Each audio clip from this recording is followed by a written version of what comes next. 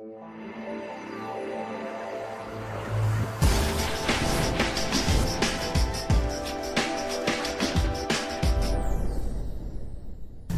going to apply my stripper to the floor liberally with the mop. Notice I'm just dripping it on the floor. I'm still going to work in the pattern that I worked all of my other floor care procedures with. I'm going to work in an isolated area that I can control.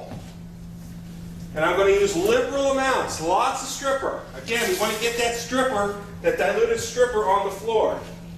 Now, we use cold water or recommend cold water at Misco because cold water will give you consistent results across the strip job.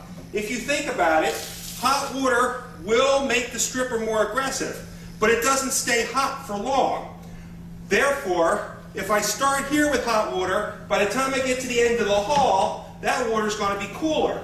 So it stands to reason that my strip job will not be consistent across the area that I'm working.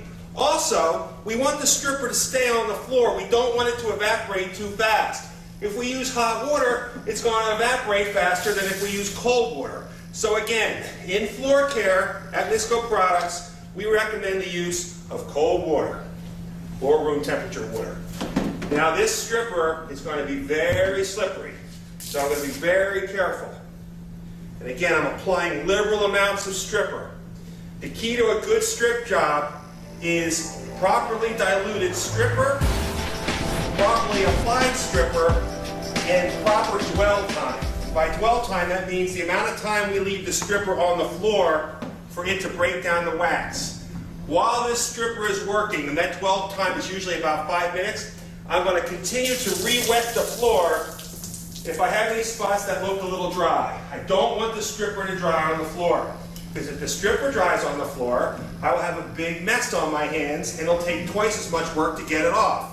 So I'm going to make sure I keep the floor nice and wet. You can see now why safety is the most important aspect of a strip job. If someone came running through this pile of water right here, they would definitely fall and get hurt. We don't want that to happen.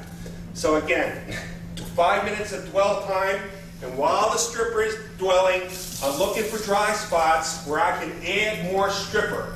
I don't want it to dry on the floor. 5 minutes of dwell.